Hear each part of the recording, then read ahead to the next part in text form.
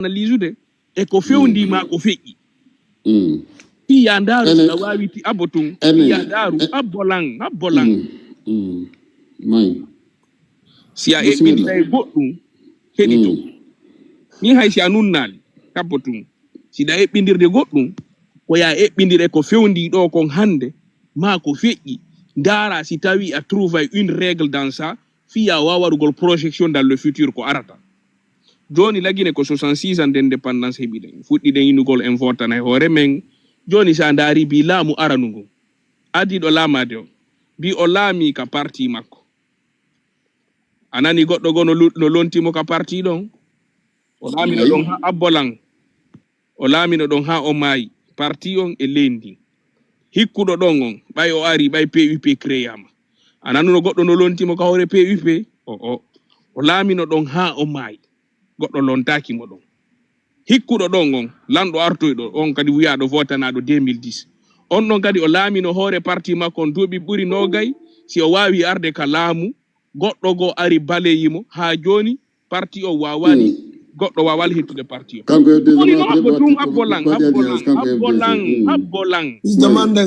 habbolang joni ɗin parti ji ɗon tati komi jonnuma kon ko créateur jo on laami parti o ha o laami leydi ndi ha imma Allah ɗettitimo ma goɗɗo pottinimo joni noon UFDG ɗo exception UFDG on yimɓe tato jaaɓodiri laamu ngun UFDG donc imma yiɗuɗa sellu ma añuɗa sellu ko ya faamu hunde wotere ka fewndi ɗen ɗo vu duuɓi makko ɗin ni simi fal jali ko 72 ans mo yahande 73 ans a faami duuɓi makko ɗin hande waɗi ɗo ko dernière cartouche makko ni ko soit o gagna élection on ma goɗɗo go aroya e ɗetta parti on ɗum ɗon e le changement naturel ko wi kon gurdan e mayde ko ɗum ɗon woni ɗon a faami joni noon ka parti politique mi wolanama kadi ɗum ɗo faama an hande fils de manden en tant que citoyen enen ɗo fof ko honnu wawuɗon ko ñande élection waɗa ɓe ni hino ɗa bureau de vote on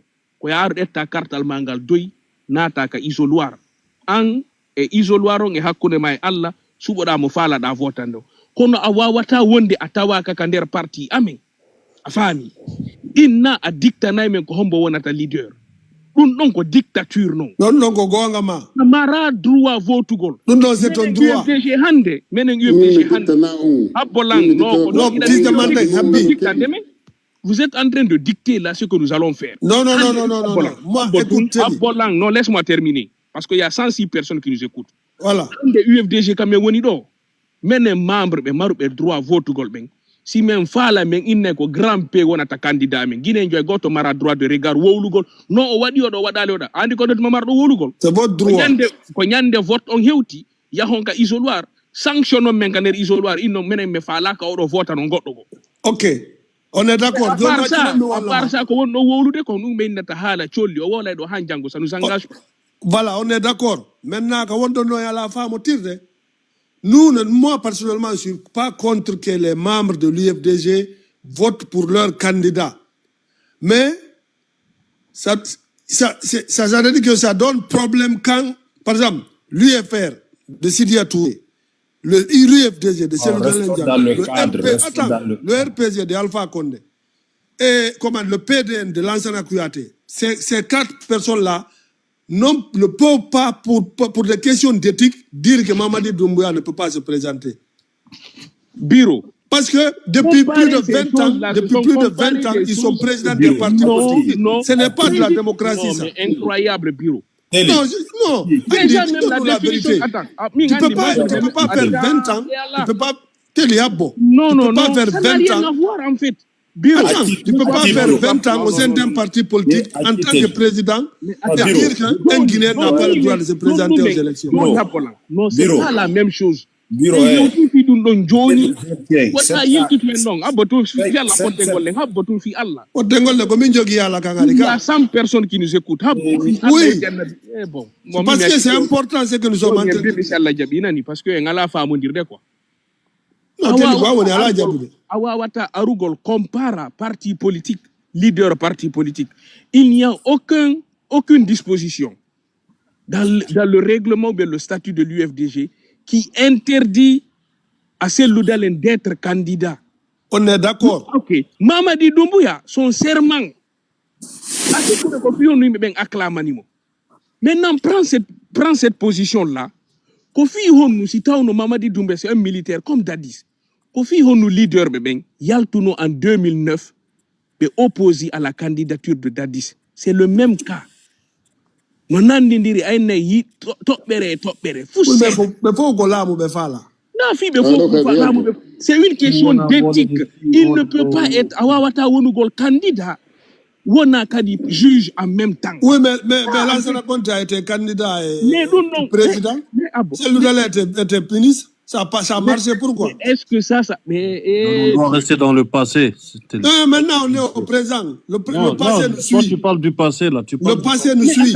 Non, Johnny, nous sommes en 2025. Si Conté si Conté a été candidat... Mais il faut aller comme ministre. Eh Dieu. Vous know any problem Guinée. Hey, mi wala ngo hunde wotere. What they fala don. Fus o wawata wadde. On famille. Non, parce que jongo fi me tingol wondo wowlu. Non, na fi yo fi famuti. Maintenant, fankuta mami jippo daw ne mami wala non ko yetta no bi mon quoi. Parce que men sokka jouden. Mais voilà non nous. Fala donc on fala que ça nous engage pas. Monsieur le ministre, Abita mi wala ma taw famu diren taw. Non, teli accu. Non, yo jippo le gars taw ha on mo fa mo dumanno. Mi wala non do hunde wotere. Go, wona UFDG won didi on joga ki carte de membre, tati on mara droit de vote. Maintenant go miji do ça nous engage pas. On est d'accord. On est d'accord. Abotung won on d'accord, on a d'accord, nous on s'en fout de ça. Moi je ne parle pas de l'UFDG. Non, abotung quand on mar don droit ko nyande be wi élection hewti la Guinée. Et ton carte mon coup si tu as do mari carte la Guinée. Ay bureau go doit pas de l'autre parce que tu fais mal à la tête. Afami abotung. Et ton carte on sous-style ando. Non. Non, abotung prince abola. Attends, s'il te plaît, je vais terminer, moi je vais descendre. Dès ton carte mon coup, si tu as eu porte do wuri na be reconnaître suma quoi Guinée njo. Ya detta carte almangal ya ka consulat ba carte consulat fi votu gol. Na ta ka isodoir. Vota na mo falda votando. On est d'accord. La Guinée avant tout. Dois fermer le micro, s'il te plaît. Tu comprends? Quand on maru on droit et moudou. Qu'on a rigolé wiado. Si Cellou Dalein si no fala on est dans 100 ans, ça engage que les militants de l'UFD. Non, on ne parle pas de Cellou Dalein. Modou Mettiwo. Kelitana Birson. Non. Modou Mettiwo, arena ton UFDG, arrête de mari droit, on sait vote. Non, on ne parle pas de Cellou Dalein. On parle de ces leaders-là. Quand un leader fait plus de 20 ans au sein d'un parti politique, on est donc à 100 ans. On ne va pas tarder, il n'a pas dit Non, on a fait Cellou Dalein. On fait leader de Benfop.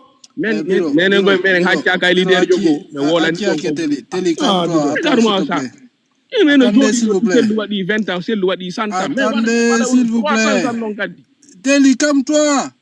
On woni dum Calme-toi. Biro, calme-toi. Fils du Mandeng, comment tu peux ma? Ayo ngarte do haka ngoni do boyibe. Fils du Mandeng, comment tu peux ma? Min Abdoulaye Teli jipima. Fufiano jipina ndawa.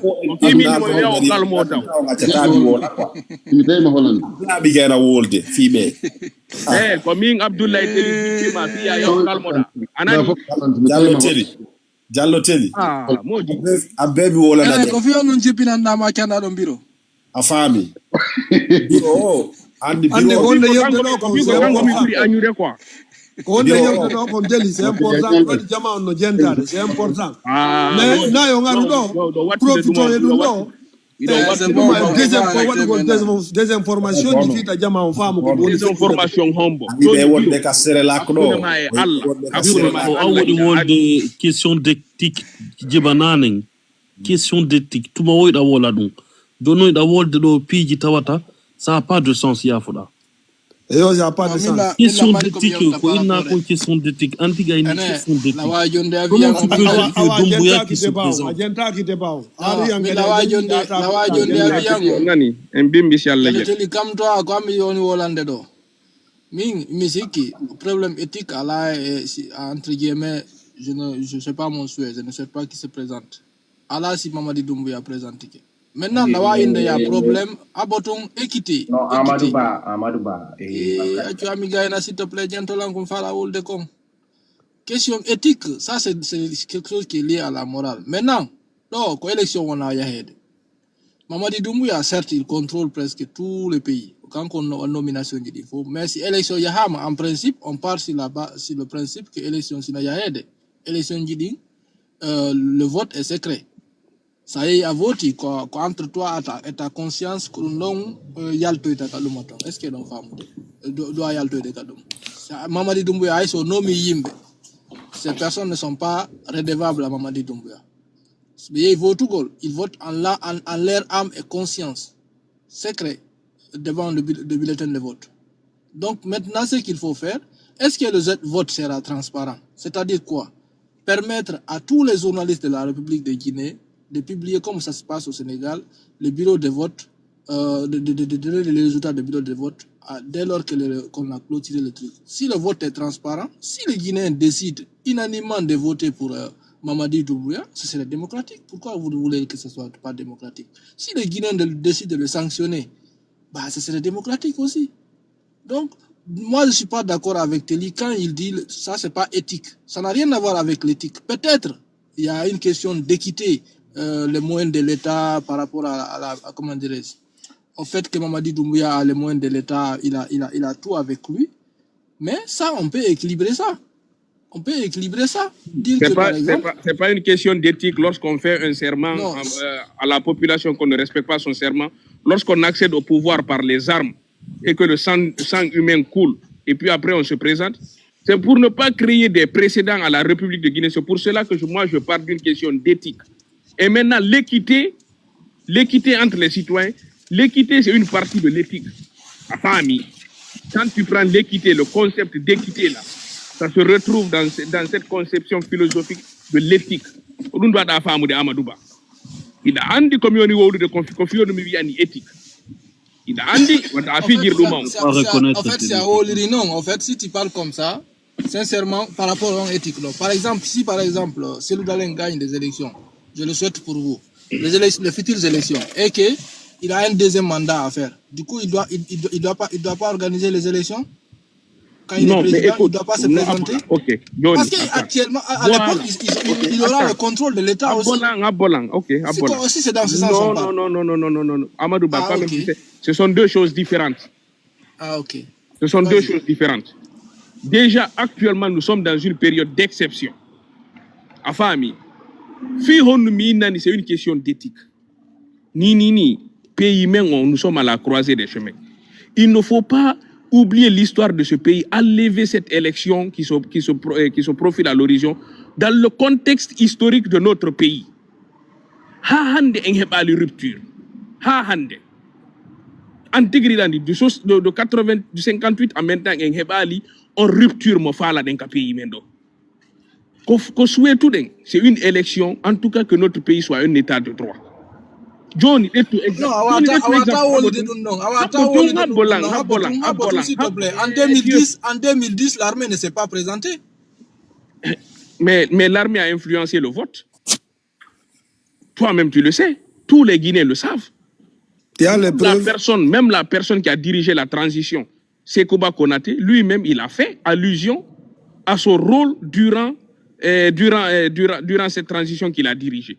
Maintenant, qu'est-ce qui te dit que si par exemple Mamadi, attends s'il te plaît, maintenant qu'est-ce qui te dit que si par exemple Mamadi on dit qu'il n'y a pas de problème, il ne va pas se présenter, qu'est-ce qui te dit qu'il ne va pas faire la même chose que Sekouba Konaté a fait? Mon frère, nous prendrons notre chance avec cela qu'il ne soit pas candidat d'abord. Déjà pour nous, ça sera d'abord une première victoire. Maintenant, le reste qui viendra là, nous allons aussi prendre des précautions pour minimiser en fait le candidat que lui il voudrait choisir. Ce que nous souhaitons pour ce pays-là, il nous veut simplement qu'il ne soit pas candidat, qu'il soit juste et équitable envers tous les potentiels candidats, en liaison avec son discours lorsqu'il avait dit que ni lui, ni aucun membre du CNRD ou du gouvernement ne seront des candidats. Je vais te dire une chose. Nous voulons qu'il honore ce serment envers la population. Attends, Dialotel, je vais te dire une chose. Ce n'est pas la mer à boire. Ce n'est pas la mer à boire qu'on demande à Doumbouya. Vous savez, j'ai l'impression que vous au sein des forces vives, beaucoup de personnes. Vous parlez des choses alors que Mamadi Doumbouya n'a jamais dit qu'il va se présenter à une quelconque coalition. Maintenant, tu sais, dans la politique, on parle de parler, attends s'il vous plaît, on parle de ce qui... Mais attends, Amadou, c'est un secret de polichinelle actuellement en Guinée. Mais il ne va pas se présenter. Nous voyons les choses se dessiner. Mais il ne va pas se présenter. Oublie ça. Toi aussi, qu'est-ce qui te fait dire qu'il ne va pas se présenter? C'est là, il ne va pas se présenter. Il a dit. Non, il m'a dit normalement, on ne doit pas parler de Mamadi Doumbouya. On peut parler de ces politiciens. Les leaders là, ils ne doivent pas se présenter. Les leaders, 20 ans, la tête d'un parti, tu fais quoi là-bas? Fitunga ala droit. Comment on peut être président? On parle de démocratie. Tu ne connais même pas d'abord c'est quoi la démocratie. Pendant 20 ans. Dis donc.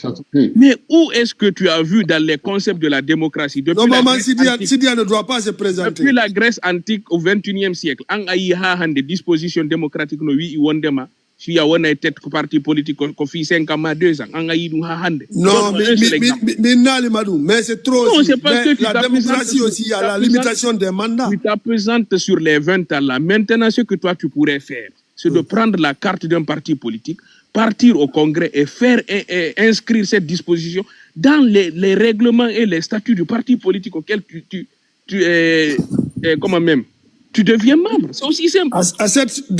Dans cette situation comme actuelle, je ne peux pas prendre une carte de membre d'un parti politique. Non, tu restes à l'écart maintenant, tu restes. Mais je suis citoyen d'abord. Au lieu de critiquer là, nous voulons des propositions. Je suis citoyen avant tout. Vous êtes champion de l'univers, même pas du monde, vous êtes champion de l'univers de critiquer. Tu ne fais que critiquer, tu n'as pas avant tout.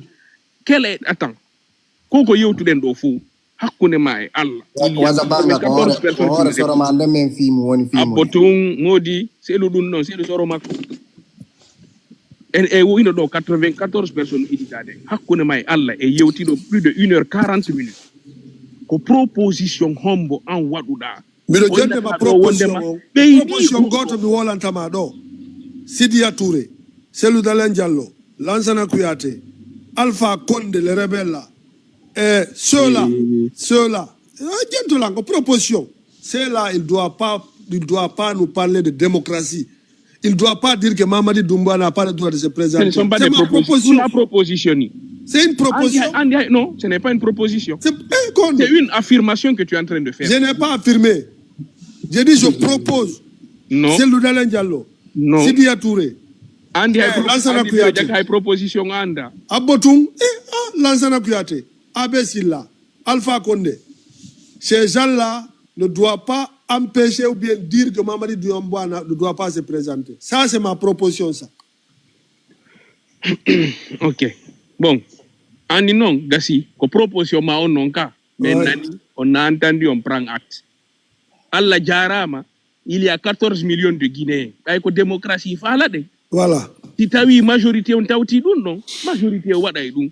Ok. Si tu as une majorité, on t'a outil, handicap ko fama ta hunde water dans la démocratie, ce que vous n'arrivez pas à comprendre. C'est d'éviter ce qu'on appelle la tyrannie de la majorité. On est d'accord. Le respect de la minorité. Les minorités, ceux qui sont minoritaires, parce qu'à chaque proposition, il y a à chaque moment le vote qui se renouvelle à une opposition, non, comme une majorité, comme une minoritaire. Mais vu que toi tu es majoritaire, tu ne peux pas enlever en fait le droit civique à un citoyen. On est d'accord. D'avoir cette opportunité de se présenter à une élection, d'être électeur et éligible. On est d'accord. Donc Mamadi Doumbouya a le droit de se présenter aussi. C'est un droit sacré qui est octroyé aux citoyens guinéens, qui est Cellou Dalein, de se présenter à une éventuelle élection en République. Mamadi Doumbouya aussi est un citoyen. Mais ça c'est autre chose. Oh, il n'y a pas de différence. Il n'y a pas de citoyen. Bien sûr. Il y a qu'un seul citoyen. Vous catégorisez les Guinéens, c'est pas bon. S'il ôte la tenue, si il tenue, harana kanko oni dirigeude, harana kanko jo ini CNT, na kanko jo ini gouverneur, préfet, sous-préfet, na kanko jo ini le duma di conseil communal di wanda yide do fo, hara himo mari droit présentago. Oui, Parce oui, que là, mais qui va faire ça à sa il place? serait sur le même pied d'égalité avec les autres. Oui, mais qui va faire ça à sa place? Il est le président de la République. Qui va faire ça à sa place? On ne peut pas. Ah, oui, tu vois? mi wondiri e kamilu a faami mi wondiri e kamilu o wawata wonde candidat. Pourquoi? Ti wona hara o faala yen sunnu leydi. Non, écoute, tu ne peux pas dire que les autres peuvent être candidats et que Mamadou Bouba ne peut pas être Il candidat. ne peut pas, il n'a pas le droit. Pourquoi? Moi, j'ai compris que la parole de donner n'a pas une importance, alors. À tes yeux, c'est ça? Non, oui, ça veut dire que si je gagne dans des pays confortables, la parole donnée, vous souhaitez la misère à ce pays. La parole, le gars là, il n'a pas, la parole n'est pas il n'a pas les compétences de diriger. Écoute, la parole n'est pas une constitution. Pendant les élections, il y aura des lois. Tu vois, non? Des lois électorales. C'est à travers les lois qu'on va aller aux élections. C'est pas une parole. Donc oubliez ça. Il n'a pas les compétences requises de diriger un pays comme la. Comment ça? Quelqu'un qui a dirigé un bataillon ne peut pas diriger, n'a pas de compétences. Non, il n'a pas les compétences requises pour diriger. Maintenant, qui a les compétences? Quelqu'un qui a dirigé un bataillon. Vous avez tout le temps pris des apprentis pour les mettre à la tête. Toi, tu penses que diriger un bataillon, c'est comme ça? Quel bataillon, mon frère? Il y a un bataillon avec une république. Mais il faut toujours commencer par... Non, la présidence... Il y a des gens qui ont été maires, il y a des gens qui ont été maires et puis être président. Le poste de président, ce n'est pas un poste d'apprentissage. Tu t'imagines le nombre de personnes qu'il gère là-bas? Ah, maudifie Allah. Non. Si vous êtes des démocrates, vous devez être... Non, c'est pas le cas. Il faut... Nous, c'est Portugal, on a c'est Portugal. Mais, si oui, ben, la présente, c'est injuste. Ok, c'est bon. Voilà, tous les Guinéens sont égaux en droit et en devoir. Allah mamin. Tous les citoyens sont Allah to biro e fisdi manden ye nyamon ko nyamu ton ko fami ka bay onon ko fiya nyame ko nyamu ton me wabbi on ko rond point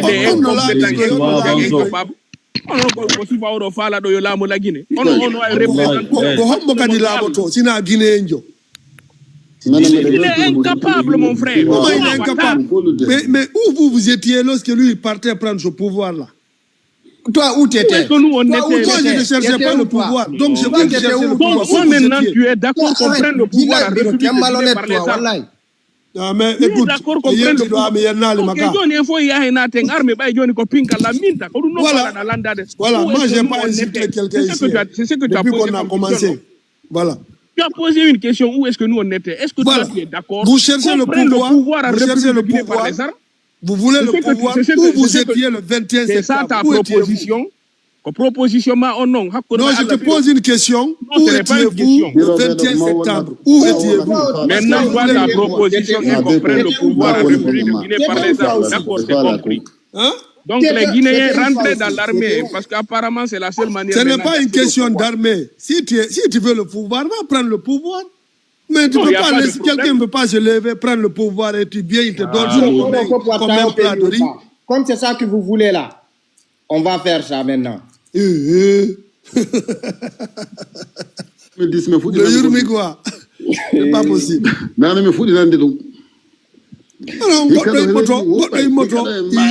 il met sa vie en danger. Il prend le pouvoir et vous dites non, il faut nous donner, c'est pas pourquoi. Est-ce qu'il était là-bas même? Mon frère, il était là-bas? Non, c'est vous qui cherchez le pouvoir. Où étiez-vous lorsque Mamadi Doumbouya partait prendre le pouvoir? Où étiez-vous? T'étais où toi aussi? Non, moi je ne cherche pas le pouvoir. Il prend le pouvoir et puis vous dites donne-nous, c'est pas pour toi. C'est quoi ça? Mais vous voulez quoi? C'est quoi? Lui aussi, il est Guinéen comme vous. Ah, Biro, non, moi, c'est pas ça. Moi, je suis contre l'injustice. Vous ne pouvez pas dire ici que les autres sont plus Guinéens que lui. C'est pas possible, ça. Quelle année, Biro? Quelle année, Biro? Non, c'est non. Est-ce que vous connaissez le plan? Qu'est-ce qu'il faisait pendant toutes ces années-là avant d'aller prendre ça? Il n'y avait pas d'autres Guinéens aussi. Biro, quand il y a ta Massili national. Non, Andy, quoi peut minata sili national ko kadi.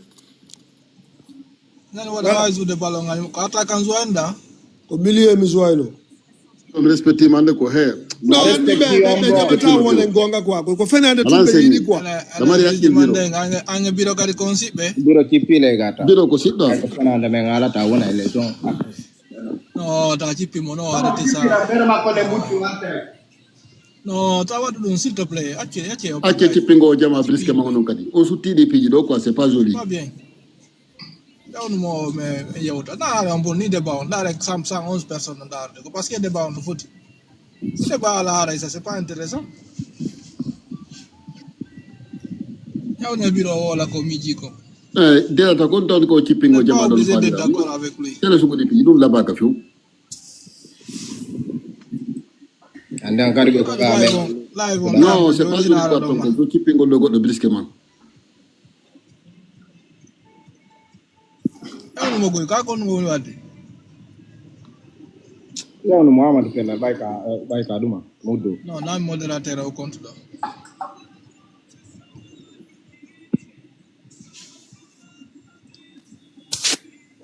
Ande ko fenande wela kadi. Aya photo be jipini fils non mi mono tago mi wala ni o fils de Mandeng do ka monade.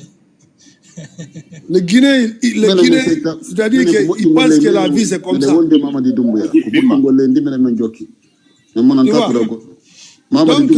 ça ne passe pas comme ça. Personne ne va mettre sa vie en danger. Personne ne va mettre sa vie en danger et venir vous donner ça comme si c'est un plat de riz. Ça marche pas comme ça.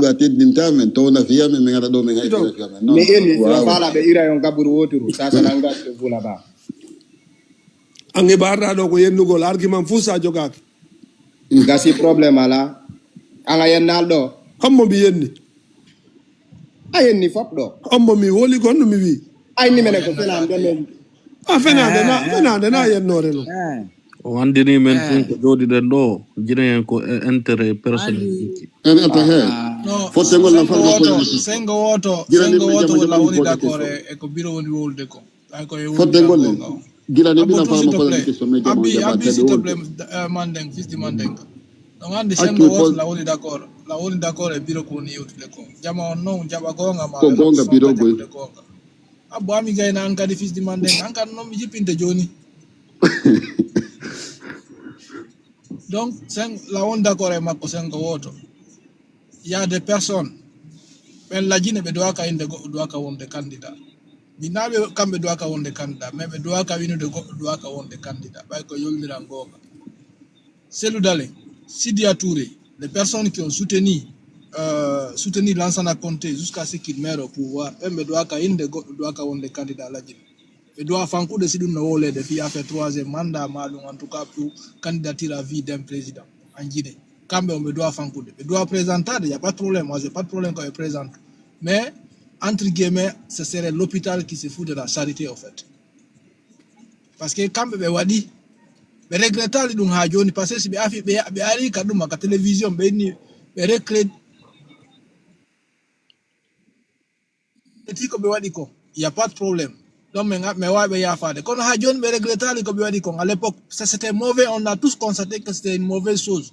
Maintenant, les mêmes personnes viennent nous donner des leçons. On doit présenter, sincèrement. Là, je suis d'accord avec Biro. Il a parfaitement raison. Je me demande mes regrets. Donc après, mais il y a faut de voter. Donc voilà, nous n'avons pas comme Tato. Pijiding. Soit par exemple, Mamadi, Mamadi Mamadi ben présentera, il n'y a pas de problème. Toutes les personnes qui ont soutenu soit le 3e mandat, tous les coudéismes et tout, toutes ces personnes ont dit à la présentera. Comme ça, il y a une égalité. Quand on voit Mamadi présentera, on présente tout. Ko dun non tumbe fala goy ko dun non tumbe fala wala tum be ara be ukko e ma be no an ko ni no nati do yaltiri no yalta e dum mawdo. Et puis, quand la présente l'élection présidentielle, ko hore makko présentant ni na goddo go. Donc, si de wolde do fi candidat jo na goddo ni attaquer de madum goddum go to yo jama o senindir politique ko Non, biro sengo woto dun non. Il faut vraiment être objectif sengo don kadi. Mamadi o ari devant la nation o jetti jungo makko o wadi ka Qur'an. Il va respecter la charte de la transition. C'est la politique. Mais accio ya hala Ça fait partie de la politique. Accio mi wala ko fala nande ko passer do ko avantage mabbe. Non, on a une question de donc Amadou. Donc si ça fait partie de la politique, donc c'est moi sincèrement, moi je ne soutiendrai jamais ça. On arrive quand on dit devant la population, on prête serment. On dit devant les médias que lui et les autres membres du gouvernement, ils ne vont pas se présenter aux futures élections. Quand même, la moindre des choses, c'est de respecter sa parole. La moindre des choses. Sinon, quel que soit comprometté dans le cas on est d'accord, il faut qu'on soit conséquent avec on est conséquent, on est d'accord. Mais c'est le problème aussi. On est d'accord. Mais le problème, c'est quoi en Guinée? C'est-à-dire qu'il y a des gens qui sont autour du pouvoir. C'est-à-dire que c'est des gens infiltrés, quoi. Lui, à ce temps-là, il pouvait lire tout discours. Parce qu'il ne savait pas, il ne connaissait pas ce qui s'est passé. Maintenant, il a vu la situation. Il a vu que le pays était à lambeau. On ne peut pas laisser le pays comme ça. Après, maintenant, des gens viennent dire que non, tu avais dit ça. Hey, non, Andy, il doit respecter la Constitution. Mais c'est quand là, je ne suis pas d'accord. Écoute, c'est quand moi, c'est quand il. Non, Abolan, s'il te plaît. Bureau. Andy. Lady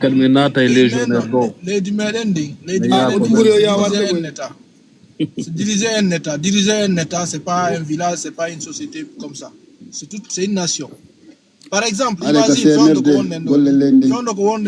si Mamadi Doumbouya, je ne le souhaite pas, s'il disparaît, on reprend 3-0.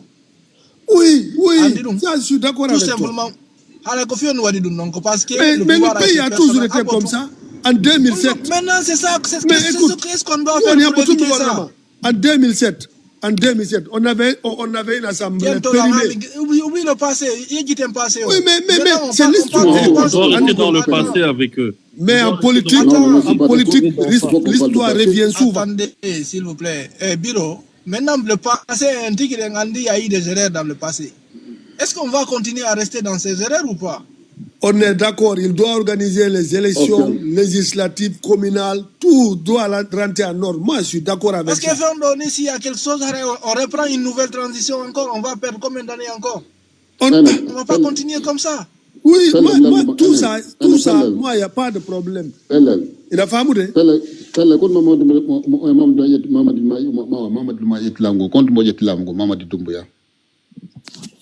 ça fait 3 ans que tu l'as non ko passé non ni ko 2025 wonde yekite passé o yewte ni ko fewndi do ko passé non ça fait 3 ans yewte ko fewndi ko passé ko fewndi ko 2025 ko fewndi fi élection ji ko 2025 non élection wadama non ni ko man organiser ko ci royaume parce que ko royaume me fala non landi ko on élection wadata mi do andi abilang ay ni yejutu passé on wangari do wi ko fils de Mandenka jalun keben ko kurkano ko wadi 350 ka jona nga yejitali dum ella c'est bien donc jona yejiti dum no gadi abotu non abotu no ay ni yejiti ka wa yejiti na wodo ne hala wel kala donc le seti ko 305 e 4 wonde ma konu muri apolan 305 e 4 konu muri no hala maka wedi lan edete yo jalun kebel kurkano ko du wiuda te non na ko mi ko de ko du wiuda hidon macindina hidon burka hidon anya wada hidon wikka ko no fo wiuda joni non yejiti dum no kadi yewten fi 2025 kala mi yeggitay joni ko kono non hida sediti jalun kabbe kurkano mi sedi mi do modi wala me wata ma sedi tanade dum non defi modo na milandi modi an kadi ko awawi yejitude dum non ngadi gando milandi nan mi fus mi anda No ko hala makando mi landi parce que ari tunga ubi. Bay a wowli dun no wadi simin kadi mi andin timma. Okay. Ara nyande arda ka panel do. Ani ko fala. Ani ko fala he. Lan ne la fotte golle kono convaincre sellu. Hango iwtiri bawo sellu. O tay ko ma usuti na wonno fi on no labo di lady. Non ko man pose na wonno question ande parce que fotte golle non photo sellu. Jakkantama do. Ma mi fotte golle. Bismillah. Dawa yaw de ka panel mo manding to yawda promotion UFDG tong. Min UFDG non. Donc menen jannum kabben tu wonto. O wadi wara mo yimbe feerebe ko yalla wala. Woni andi awandi non na on démocrate. Fi on dum. A wi ko non tu woni ton donc sa ko ma wona yo fi menen ga yo men wolo ton. Sa yeto nini me jawnete yewta kala ka faada. Hankere musiddo mo ngono ton. Musiddo amen. Na musiddo ma. Simini musidɗo mo fame sans sos nana ko siɗɗon ɓiɓɓe adama ɓen fof ko nene goto non simini musidɗo mo andi o tiga fof no jeydi kono a yiɗɗen e porlol gotol ala donc menen pulo e ɗoy joni non fawmo pular an ngal mi accito mbiyami walo no a yata de amin ɗo ala e laɓɗi mbiɗa andi hunde wotere wallahi nene selludale en heeɓi ko wiyete ko mbiɗɗo gorko nani ay on naɓiri runga selludale on de wolu en fuɗɗoto wolugol tun naɓi ronga selludale acce non ko min nata on nene selludale en heeɓi ɓiɗɗo gorko nani min mi wala l'officiel ɓiɗɗo gorko min mi wala walanama hunde wotere abbo tumi moi je le respecte ɗum ko an andi ton je vais te dire pourquoi non Andy, ça ne m'intéresse pas non pas toi seul pourquoi parce que il est 22h mi donne demi walo moi je le respecte gasi parce que il a travaillé jona botu mi gaina mi wala na ma hunde wotere mina tido joni ka suudu on do mi sukki abotum mina tido joni ka suudu mi sukki wadi do une semaine mi arali TikTok par exemple yimbe go jodo to fuddo ina ateli feti dalla ko goddo wadi ka aduna do be yewte be wola e fima a faami laggine ɗo min na dey jango ma faɗɗi jango kono ni e les 10 dernières années ko feƴƴi ɗo a wolata fi laggine ronka takkude inde selludale nden ɗo ko yiɗuɗa añuɗa ko fi ballon fuɗɗa yewtede ko sakkitorte débat on ko selludale ti on waɗi ɗum c'est parce que il attire l'attention ko kanko woni lorrude woɓɓe go siɗa woɓɓe siɗani kono fils de manden en ɗo si o ɗanike anana e mo hoyɗa ɗo e selludale woni président o fino ina astafurlah laaɓi capantati so walto a faami donc yiɗu ɗon añuɗon wondema on va les gens parlent de lui non bon min mi aña kono moi je suis contre l'injustice joni noon an qui est contre l'injustice est ce que a woni contre l'injustice que lui il a subi qu'on tire à bout portant sur sa voiture qu'on démolisse sa maison. Il doit porter plainte. Non, ça c'est de son côté. Mais on contre injustice. Il y a injustice qu'on réussit qu'on aurait. Est-ce que toi tu as condamné cela? Quelle injustice on nous? Mais Johnny m'a dit qu'on nous fait. Non, on fait l'automate comme je condamne ça. Avec la dernière énergie. Je condamne. Ok. No manifeste min manifeste ta ko min na mi manifeste sanjo ko tawtuma biro min kala biro la manifestation ngara yo bali militant min meldo min ayata tuka mo be no andi ko no fala na andi leydi on fami no gollede ko no kamen fala nan budum do ti Mamadi Doumbouya hakkude maɓɓe de oto ƴeegoy lañede kala weltorɗo no laggine wona dirigirde ni walla dirigirde non laggine wona dirigirede fijumande allahumma amin ayi duwaji mon ɗi no joni kala weltorɗo no guina wona dirigirede walla dirigirde ɓurɗam makkude kadi allahumma amin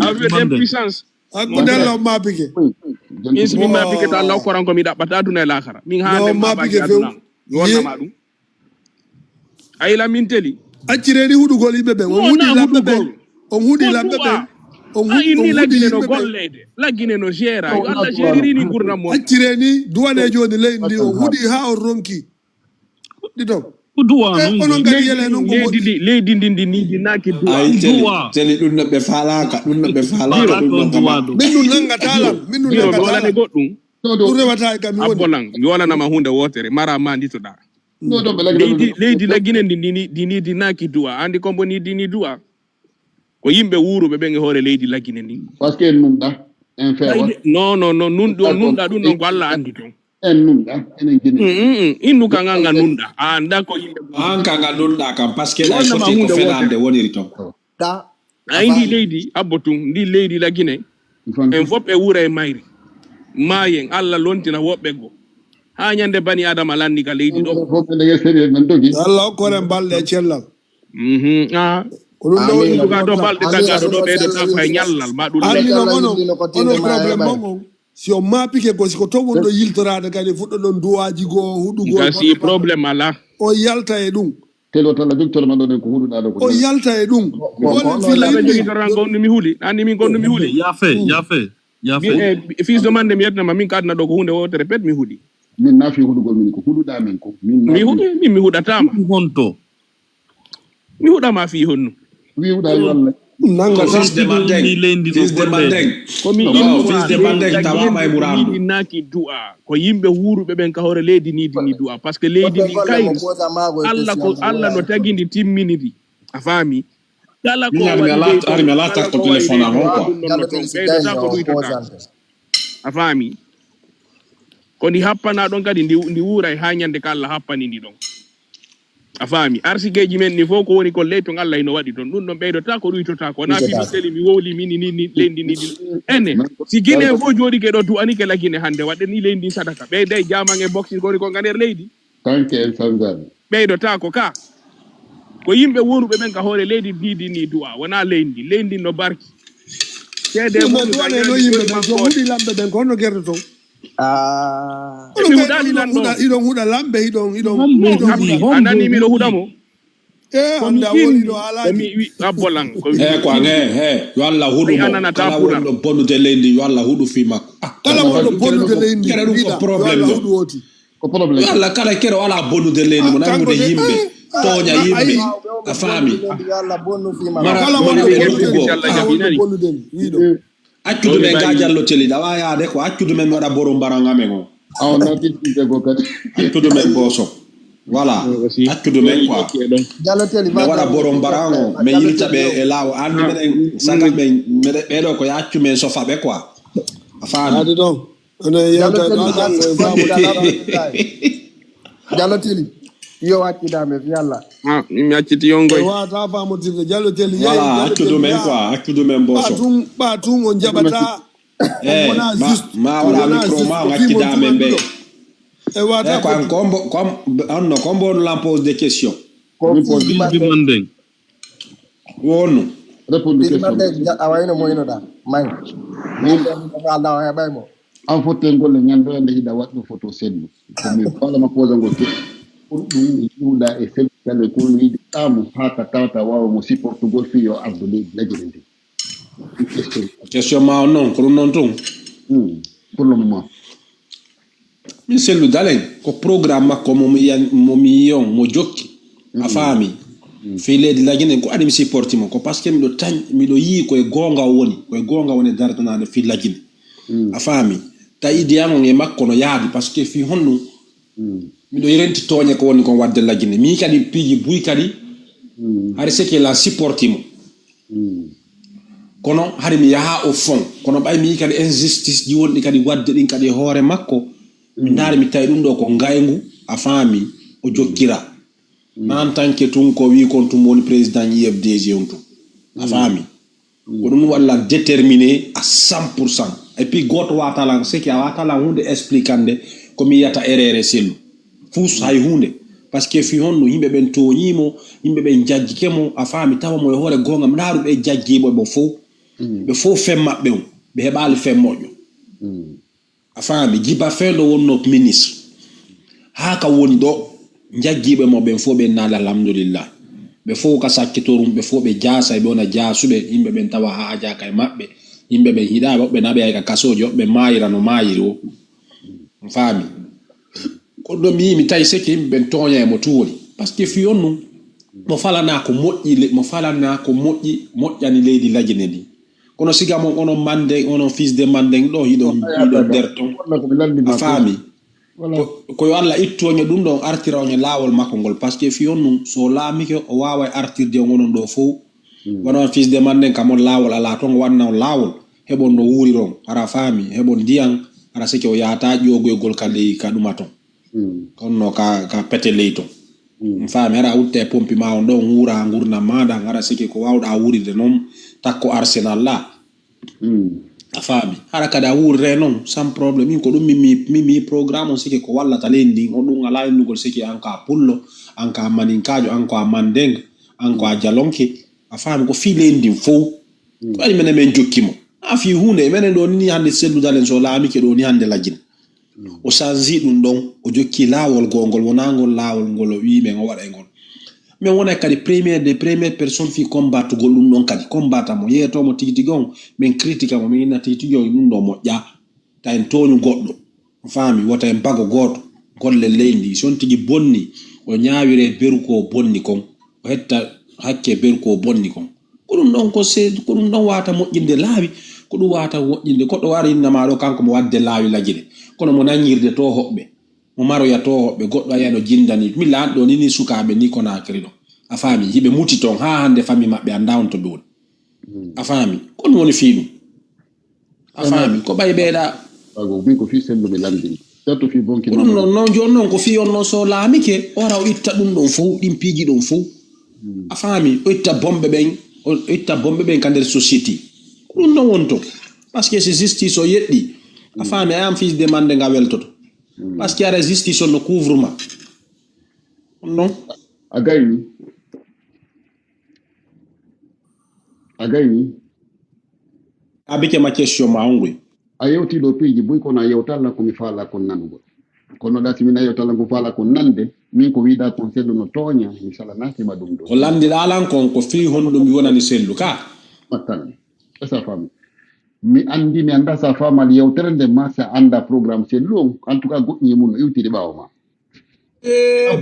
ala ando programme sellu o mur lammi en to noon mi agani abbo mi ara ɗo public abbo mi ara an ɗo ni taw ala yiide de vie mi ara ɗo publicgol photo ji an tigi yiya a tawa sike moi je suis tout proche de sellu fotte golle mi jentikema ha a gayni a jantolam komi landima ko awol nalla min wona fi ko toña ko ma ko wujja ko ma ko jatta ko komi innuma ko honɗum e programme yiruɗa sellu kanko e golle makko ɗen ha hooliɗamo andina oɗo si ardike leydi lagine ndin ɓiɓɓe lagine ɓe wawa dunkitorgol nafitora andi ko noon leader wono ko kono woni ɗuma leader ɗum wonɗo litude fi combat politique ko foti hande ɗo ni am min ni mi wonana FDC hara yewte ɗo convaincala min kadi fi projet de société ji selluɗi hara ɗum ɗo wayanan convaincre ni kadi fi yo min tawton ka parti ko ɗum ɗo woni mission ma o a faami min a wino lan ar ko to wonnoɗa jentu faami Allah habbo habbo e yewte woni a wino lan ɗo ko to wonnoɗa a faami mi langandile a wonirta ton ni tun hara anda ko won ton ko jonnon ko ankadi mi landi jonnon mimi haalanima min komi jokkiri sellu a faami ko fi leadership makko par ce que fiyonno mi ɗo taƴni abbo ɗum ɗon ko kaago noon komi addamma ko ɗum ɗon mi haalanima ko fiyonno mi jokkana ko par ce que nan programme mo waɗani kon fi lagine ko nafata leydi ndin kon ko ɗum waɗi mi jokkimo e tawde kanko IFDG no mari programme moƴƴo na kanko en tant que tel ko IFDG par ce que IFDG no mari seki ko wiyete comme programme an chaque élection si hewti abbo mi alanama wande hunde wotere ko anda chaque élection si ɓadike par exemple si élection ɓadike andi pewonɗo situation leydi men ndi abbo ala accude fam accatami wola joni mi heɗoma min ko fi sellu mi landima non molma talde ko honno yonno mo golli ko tata ko fi sello haala fi vraiment awawa non ko fof kono jokki sello ganda ko fi politique min wona fi parti o mi landi parti o nunno koko awti ko compétence makko sello on ko tata a jenta to noon mi holanama noon joni noon ani la wolde sekeɗa jabanade lan kadi vas-y ani sekeɗa wolde ha gasa habboɗa seki koye mi wolane an ko faalla kon joni noon si feƴƴen joni acce a landike lan acce min mi jaabo ko woni ko an komi andi kon a fami on saya jabo to la saya lanto lan question ane kadi jabo da mi hedo mami mi fanka mi halima min ko mi jokkiri sellu ko parce que mi lo andi ce qui so la mi ke lagine tan inaare anden parce que nini ko non mi wota wolde parce que ko mi ko ngi action yi vraiment ko parti wona yarde no ndar mi tay démocratie non der ton so la mi ke leni wona bi leni no haniri non fi yoy bibbe lagine fo waaw fottude wona hunde wotel parce que ay division wondo lagine afaa wala ko ngo porte golle ala voilà so la mi ke lagine abbo o itte on division ji lagine konko yimbe arata do inna kanyum ko mandeng o inna kanyum ko wata ma convaincre dandi dum do parce que da woni derrière idée ji madi ay ka ça ko idée ji madi no metti fi tu vois mi andi ko FDG kay mandeng fils de mandeng sellu c'est fils de mandeng FDG kay ko famata nyande tuma election badi wo be amande ko wiete ko projet de société mabbe on parce que ara ko wodi piji buy kadi ko fewti lagine on side on afami tawata peke dum do no fu wonno ni dum do be yuno dum do DG dum do be way améliorer dum do kadde plus par exemple wano ka éducation ani wano par exemple no pay ko ne jangi dara be sunno no yiya no jokkirano moƴƴa afami ka éducation e ka moƴƴingol laawi e ka fi affaire aux société men no wondirte afami edi sariyaji kadi fo kadi ko yata dum fo tawa ka projet de société IFDG kono ani dum non fo kono dum non fo ko wawata wadde dum ko stay woni a hebi adenjo yeddo hoorejo ko non non menen tayni sike ko sellu way wadde dum don ko wadi so woni hoore parti on siko no ngandi fi IFDG ko ci podon ko no jataw nganta me nganda ko wadi meden ton Allah andine gonga parce que ida majjini kido tonno be ngandi no to kido yenna to yimbe do ay goto yennal mado de ta toni ona sen de batay woni ay goto yennal mado toni ay goto andi awolna be tungonga benna makambe ayennibe anni goddo so woni prince goddo woni fils de manden sibbe ma ben fuddi panel mon ko fuddi kede e après panel men ka olo kada ci ya walon deba deba mo division di man di fuddi ke do andi billahi mi sikko la potengol le bugo to mo kaaje quoi tu vois mais bayan kada buga ko kaaje no min afami min alama anki meri no fils de manden ay côté 0 min fils de manden mi do andi artu e gonga kan quoi nini mo majji ta wallahi nini mo majji kono artu e gonga kan Allah artiro e mo gonga kan Allahumma amin ya rabbi parce que sai ha hande ware do afami o jawa do o jippine yimbe ngadda min do nini do ka panel do mi jippinta goddo afami mi jippinta goddo kala do wa jeji makko afami do meden andi arto e gonga kan parce que nini da majji Allah artine gonga kan onnani mina ya rabbi andu be fi ko ne ko noddela ko no nganda mo noddela de sandu be ngari me yewtida I will leave my dead. No, menen goydo me wulla kama goy. Ko do woni ala faamude. Ani ko grand télé yurbi nay maro menen do. Wotte golle ngeen do men accantam. Voilà, menen men ala ma yur menen do me wulla kama do vew. Avala yaha, afala arta kan. Mila la wulde ma. Men ala un problème do. Fils de manden andi no dada andi ay gon ta da patalo ko